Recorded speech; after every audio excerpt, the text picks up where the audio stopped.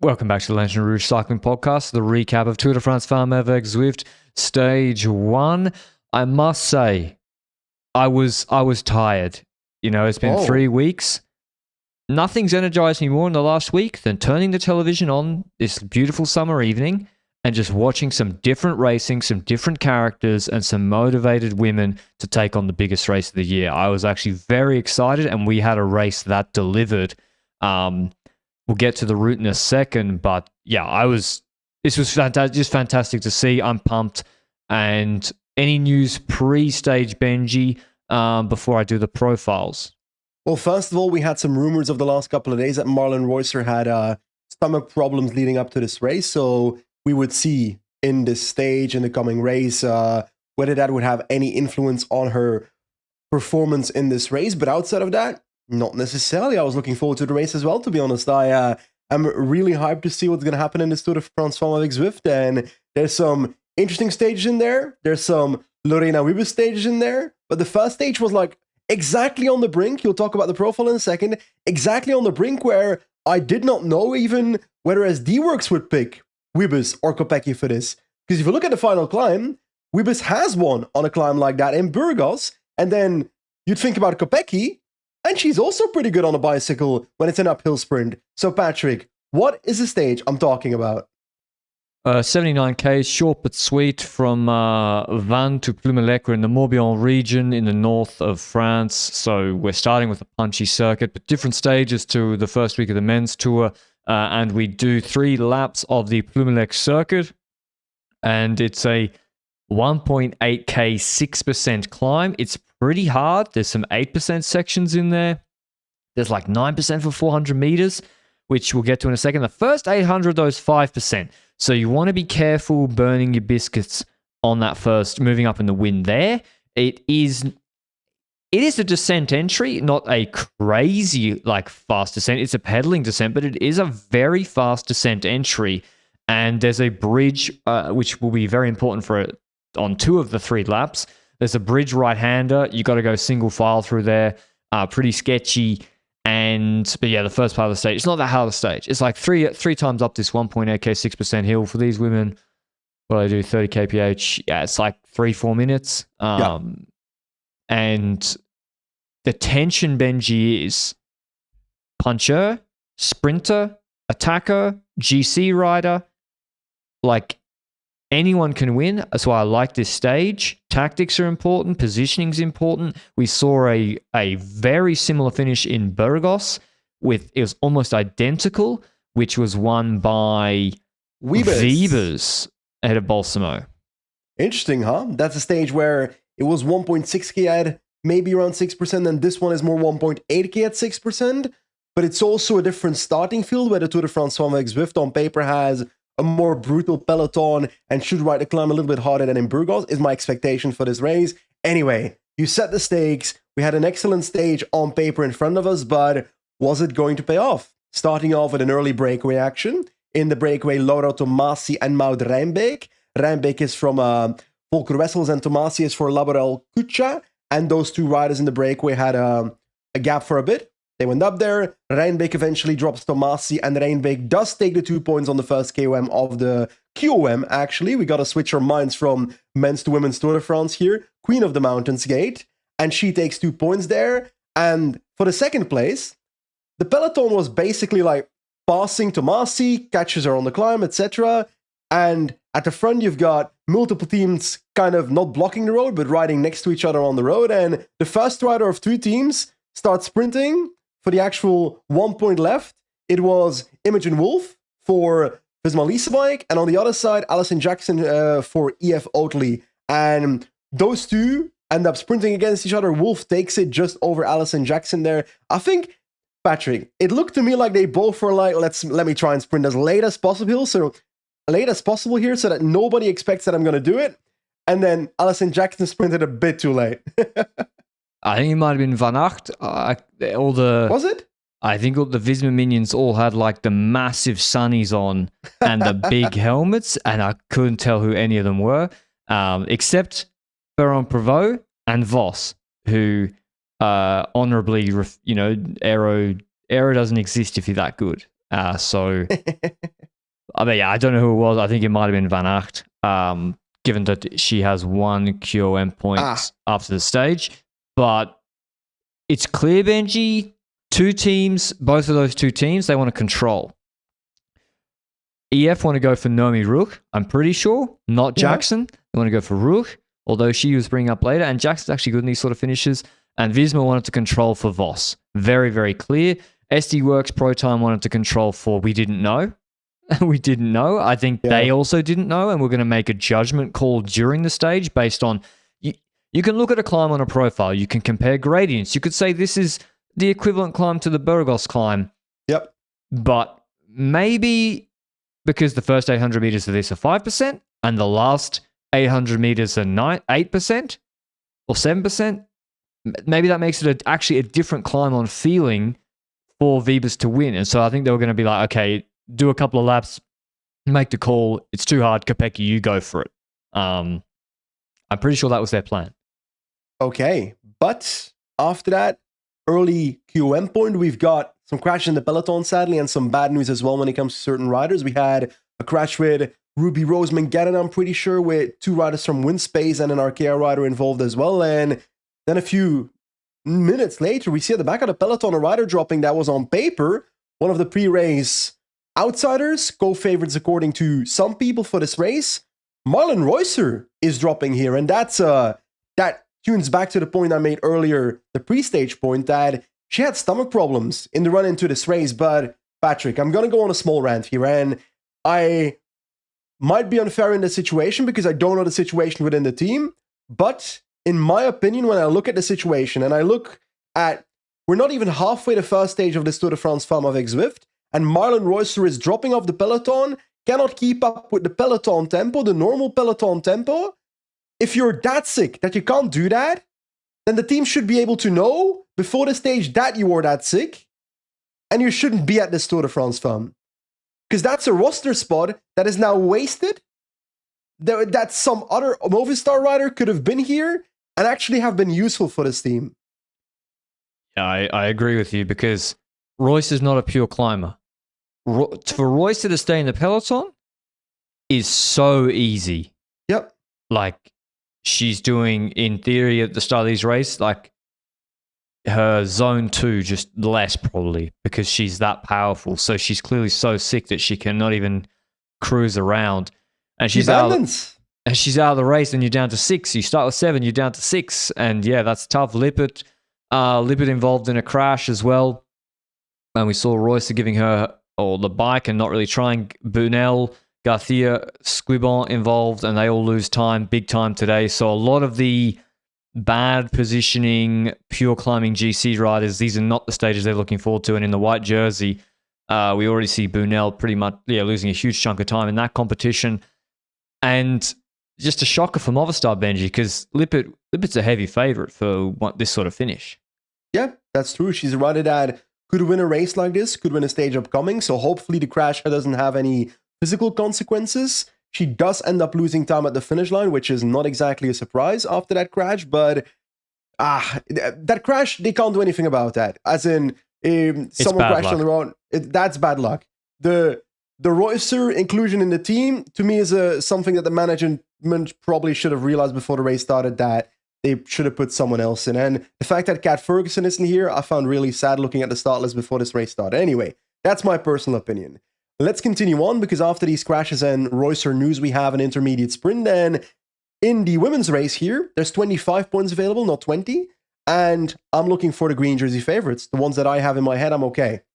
SD Works could go with Kopecky and Wibbes. I think Wibbes could, because more flat stages and these hill stages, maybe Wibbes still has a chance based on that Burgos sprint, that kind of stuff. And we see Wibbes positioning herself on the left side of the road. And I see a few Visma riders, but I don't see Vos moving up as much as I would hope her to move up on that climb, because, to be clear, the climb of this intermediate sprint is the exact same climb as a finishing climb. And thus, it is not exactly the easiest climb to do an intermediate sprint on. But we see Wibbes eventually sprinting for the points, taking the 25 points. Franziska Koch from DSM Firmenich Picnic PostNL. It's now Picnic PostNL. I just keep calling it DSM Firmenich. Following in the wheel, crossing the line in second. And I don't even see Vos contesting properly at that sprint. And I was really surprised by that because for me, she's co-favorite / second favorite for green. Really weird. Like, I get not wanting to do a full-blown sprint with Vibers.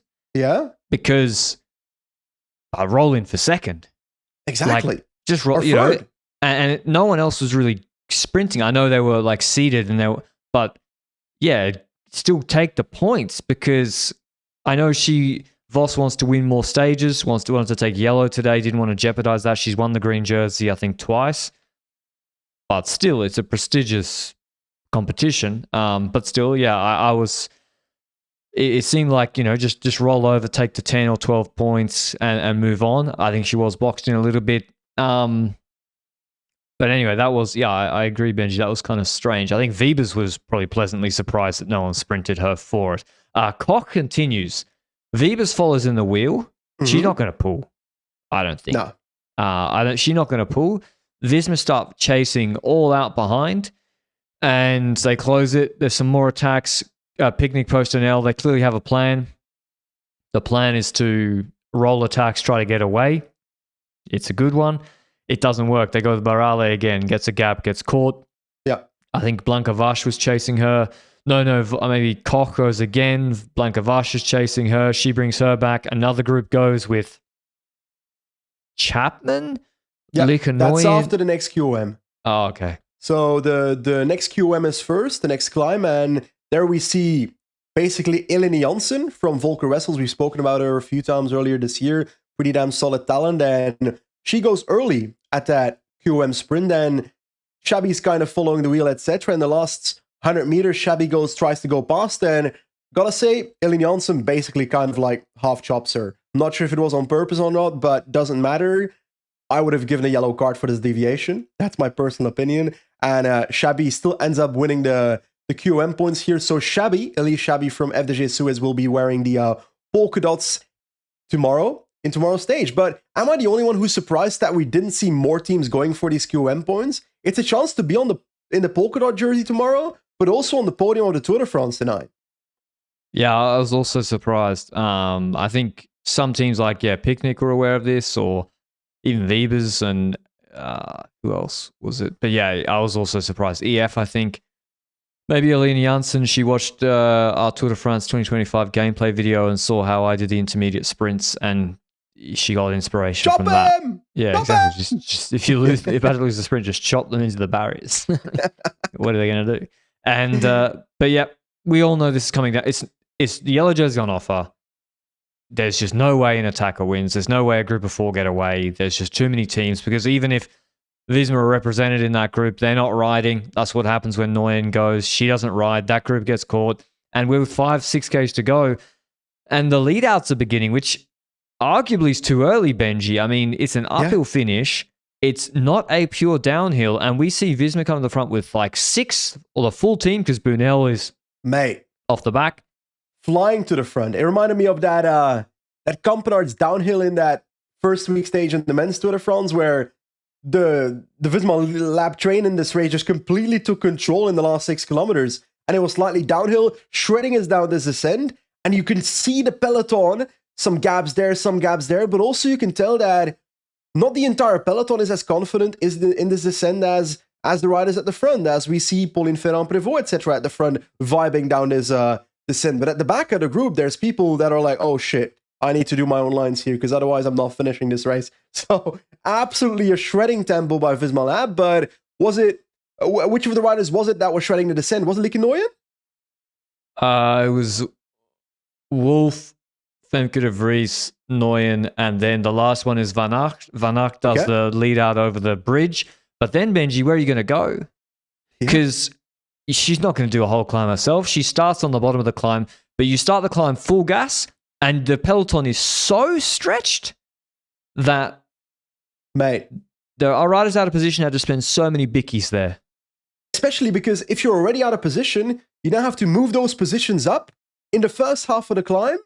And at the same time, you've got at the front Pauline Ferrand-Prévot taking over, which, by the way, when I saw the lead out of Visma Lab into this climb, I thought what the team was going to do was a reverse lead out, where Marianne Vos will let the gap go, Ferrand-Prévot will go on purpose, and then Vos will take the wheel of someone and try and win the race like that. But that's not really what happens, or we'll get to that. We'll get to that because Little Trek comes in between, and there's 2 riders from Little Trek that come in there, and first a Little Trek rider takes over in first position, Balsamo's in, Brand takes over in first position, then you have Ferrand-Prévot in second position, then Balsamo in third position, and then Marianne Vos in fourth position. And what did you see when it comes to the other positions before we get to the climb? I couldn't see the riders. I saw Nuviadoma eating wind. She was in decent position. She was eating wind. I couldn't recognize Van der Breggen's jersey. So I'm sorry, but for some reason, if the Jesus went to a black, blue, red kit, which it's recognizable, but it's uglier than the previous kit. So why, I don't know. Kit. Same. And then SD Works looks like a AliExpress version of that old FDG Suez kit. I was struggling, I gotta say. And then Nuviadoma is in the Polish Natty Champs jersey. So I was like... Also confusing. Yeah, I was having to read... Because there's no Dauphiné to tune up. There's no Dauphiné to get... To tune up... Oh, no, but I guess that's before Natty Champs. Anyway, Visma you got 2 options here. Or you got 3 options. You can do a full lead out with Ferrand-Prévot, but she's your GC leader. So you do a full lead out, she risks losing time.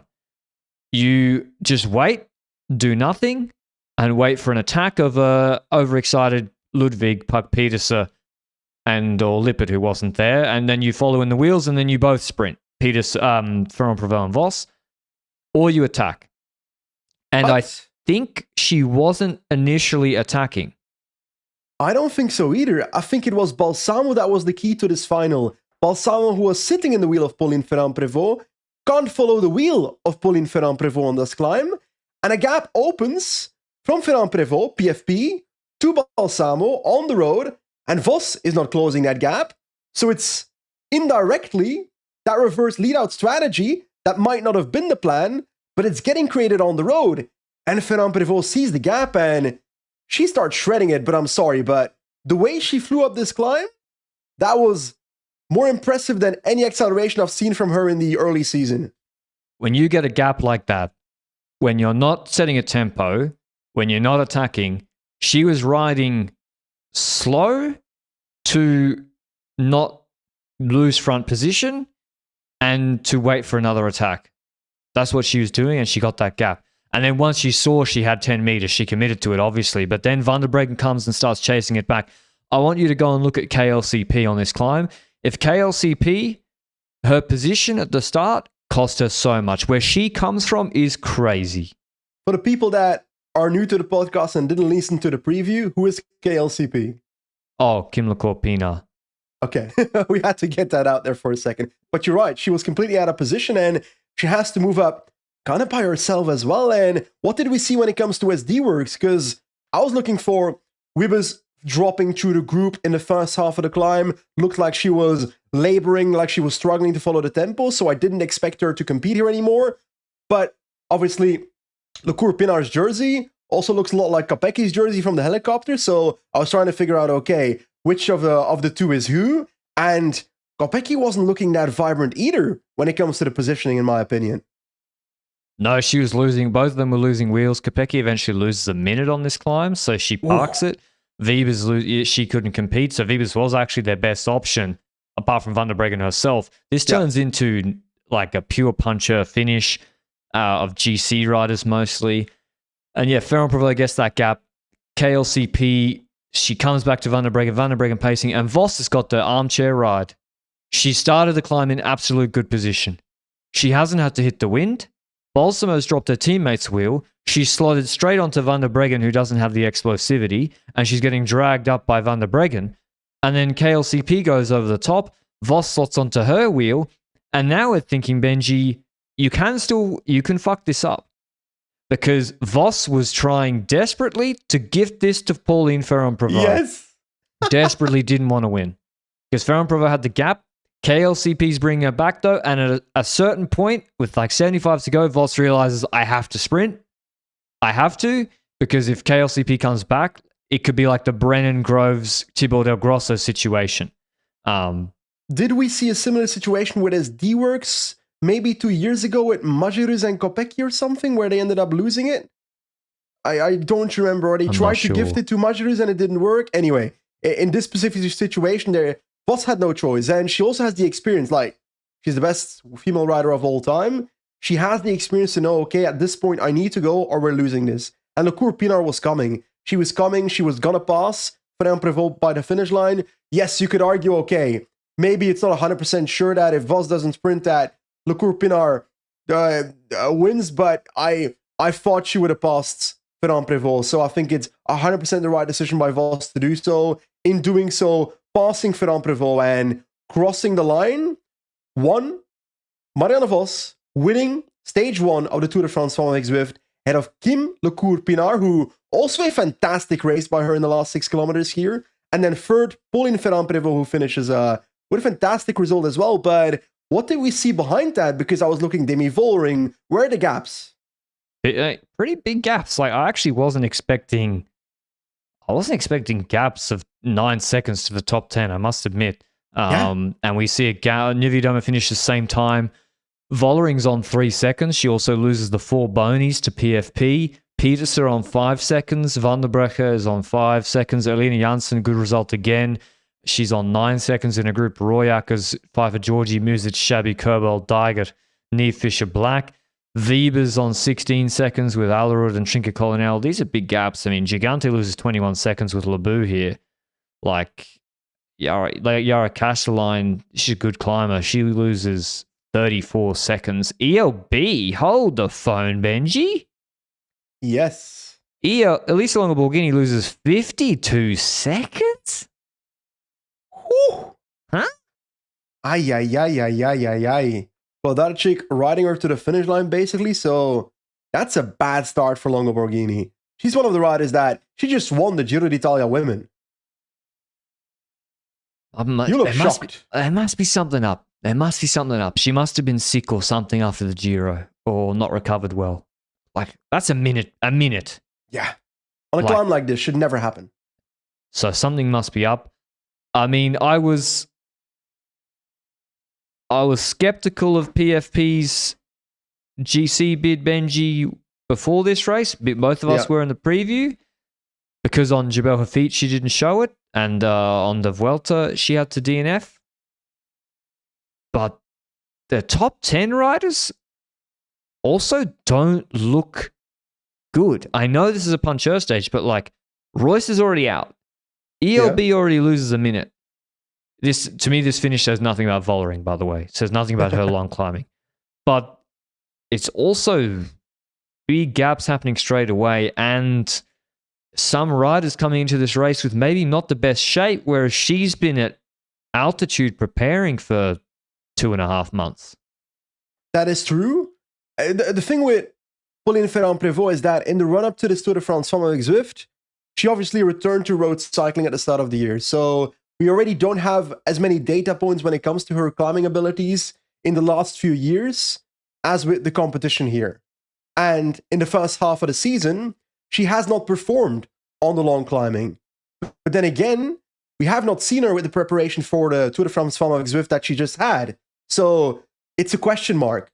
Still, for me, she looks very good at the moment. Whether that is going to translate to being very good on the big mountain stages, I don't know.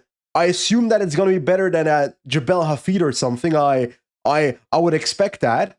But is it going to be on the level to compete with Demi Vollering for the GC of this race? I also don't know that. So that's something that I'm curious to find out by the end of this race, and also just in general to see how she holds up in the next couple of stages. Because it's not just about the long climbing. Yes, most of it is sprint stages, but there's also a hill stage here and there where you might lose some time left and right. And I do think we're talking about this bonus seconds and these 3 seconds and these 9 seconds. I'm sorry, but the second Col de la Madeleine hits, it's about minutes. Exactly. That's the thing. This race is really backloaded. The last 2 mountain stages are crazy hard, but you're right. Like 4 seconds that can be gone. Can be gone in a blink of an eye on the Madeleine. You can lose that in the last 100 less than the last 100 meters there. So, but still an exciting start. GC, obviously, Voss is in that lead of that jersey. She is on. Oh, this was a 30-point stage, and she only took 9 points at the intermediate. So, and the intermediate was giving like 25 points. The intermediates give more points here, so they're relatively more important than in the men's race. Well, that's why I don't understand why Vos didn't go for it. I And get it. yes, she was great at the finish, which could be an excuse of, okay, we'll focus all my energy on the finish. That's a possibility. But on the other hand... She won the finish. She won this finish with in hand, like she was trying not to win. But also, if you don't know that she's going to win that in true. hand, it is not going to take most of your energy if you just roll in third position at the intermediate sprint either, you know? So, I mean, you should be doing that just as good practice to be in good position over the top. Yeah, I agree. Anyway, tomorrow's stage from Broe to Quimper, 110 Ks, harder overall stage, 40 Ks longer, more climbing, and backloaded with more hills. And we have a category 3, 2.9 K, 6.3%. That's after an intermediate sprint. Be interesting to see if Vos goes for that one. We have an 800 meter, 8.5% climb, a lot of punchy hills. They do the finish line is 1.1 Ks at 4.7%, I think, but like there's a 9% part in there. There's a bonus sprint for bonies after an 8.4% 570 meter climb. This is a much harder stage. I can see, it's hard to predict a breakaway. You know, I probably just won't happen, frankly. It's just more for QM points, I think. I think, if I want to get in a break to take QM, I would try to do it and take the category 3 and then the next 2 category 4s. I think there might be space to do it there where you're not chased down immediately. If the bonies are still available at 87.5 Ks in, we might see some GC riders forming a group and then just stopping unless there's someone missing. It's another uphill sprint. Look at this finish. I think this is, it's in theory, easier for Vibus, but she was cooked by the end of today. Yeah. I was expecting more from her today, but then again, I didn't expect Pauline Ferrand-Prévot to absolutely rug the shit out of that front group either on the climb. So I think it goes both ways. And Ferrand-Prévot herself didn't plan to do it, apparently. So I guess we have that in common then, that thought process. But just the last half of this race has so much ups and downs that I think in general it's harder than the 3 climbs we had in the second half of today's race. So that's my problem with this stage more than the actual finish line, if that makes sense. I'm looking at this now. Oh, Benji, this is interesting. So I've now got the better profile. There is so you come into the finish. It's a straight line. There's a roundabout at like 1.2 Ks to go, which is a downhill, and through the roundabout, and then you come into a wall basically. So this is the opposite of today's climb. There's like a 250 meter 12.4% section. Yep. And then 400 meters at like 5%. And then the last 250 meters is like false flat uphill. So it's a climb in 3 parts. I am going to, Ferrand-Prévot looked fantastic today. So based on the wall, you could say Ferrand-Prévot wins. That's a possibility. It's also a possibility that Lippert, who crashed today, if she doesn't have consequences, that's also a very good finish for her. So I'll go for Lippert. Yeah, Lippert and Movistar will be motivated. I'm going to be boring. I'll go for PFP. Yep. Or actually, because I think Demi, they've been put on notice. They all just got put on notice today. I don't think she gets to wander off the front like she did today. Yeah, but I think the word of mouth had already reached a notice for a couple of riders, because I've heard from at least 5 female cyclists that they expected Ferrand-Prévot to be really good at this Tour de France Femmes. So I feel like the word of mouth has already reached the opposing teams, I'm afraid. Might be a valid theory, though. I do agree with you. Yeah, I think we'll see a good battle. I'd like to see Puck Peters there. Why are we skipping Kim Lecourt-Pinard like this? Yeah, I'm going to go. Yeah, Lecourt-Pinard, I think because she'll get rolled by the 2 Vismas. Yeah. She was strong today, though. And today positioning was a lot more important, I feel like. Well, I don't know. You said roundabout into a steep wall? Descent into a roundabout and then the climb starts. So, yeah. I'm going to switch. I'm going to go from Lippert to Lecourt-Pinard. Okay, fair enough. I'll go with PFP. Solo taking the yellow jersey off her teammate with a 1 second gap. Okay, I hope you enjoyed the I think it's a good start.